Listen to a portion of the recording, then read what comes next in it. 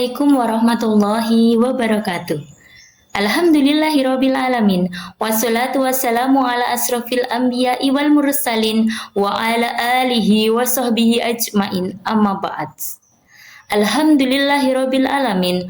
Puji syukur kehadirat Allah Subhanahu wa taala atas segala nikmat dan karunia-Nya kepada kita semua. Sehingga pada kesempatan Ramadan yang penuh berkah ini kita masih dapat mengerjakan amalan di bulan kemuliaan ini, dan semoga apa yang kita lakukan di hari ini mendapatkan ridho dari Allah Subhanahu wa taala. Amin ya rabbal alamin. Sholawat serta salam senantiasa kita curah limpahkan kepada junjungan kita Nabi besar Muhammad Sallallahu Alaihi Wasallam, Nabi penuntun umat, Nabi akhir zaman yang selalu memberi keteladanan kebaikan sehingga kita semua menjadi golongan orang-orang yang beriman. Dan semoga di yaumil qiyamah nanti kita digolongkan termasuk umat Nabi Muhammad. Amin ya rabbal alamin. Sahabat perempuan bangsa yang dirahmati Allah, alhamdulillah kita dipertemukan di bulan yang paling mulia ini. Semoga Allah memberikan ketenangan, menghilangkan emosi yang berkepanjangan yang menguras otak serta pikiran, sehingga kita dapat melakukan sesuatu dengan tenang. Air jernih mengalir ke kali, ikan berenang dengan gembira. Orang hebat bukan orang yang berani, tetapi yang mampu menahan murka. Rasulullah Shallallahu Alaihi Wasallam bersabda, orang yang kuat bukan orang yang mampu pandai bergulat, akan tetapi orang yang mampu menahan marah. Dari sini kita dapat mengambil pelajaran sahabat bahwa orang yang kuat itu bukan orang yang berotot besar ataupun kuat dalam hal lain secara fisik, akan tetapi orang yang kuat atau mampu dalam menahan amarahnya sendiri. Semoga kita juga termasuk orang-orang yang seperti itu ya sahabat. Sahabat pernah tidak merasakan hawa emosi di dalam diri?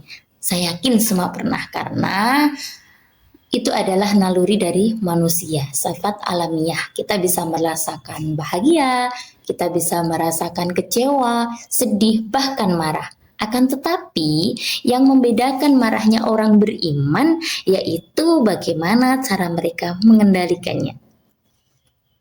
Sahabat, kadang kita chat sama suami balasnya telat, kita naik darah. Chat sama suami gak dibalas, kita marah-marah. Bahkan gajian suami telat pun kita sudah manyun. Iya nggak? Sahabat, marah itu diibaratkan seperti api. Kenapa? Kalau api itu kecil, bisa dong buat masak mie instan. Akan tetapi, jika api itu terlalu besar, maka dapat membakar semuanya. Begitupun dengan marah yang tidak terkendalikan. Sahabat perempuan dan bangsa yang dirahmati Allah Subhanahu wa taala, jadi untuk menahan emosi ini tidak perlu instan. Jadi kita juga butuh belajar. Biasakan bahwa diri kita itu jangan cepat marah, jangan mudah tersinggung, dan juga jangan terlalu mudah untuk menjawab segala sesuatu hal, tetapi kita harus menggunakan logika dahulu.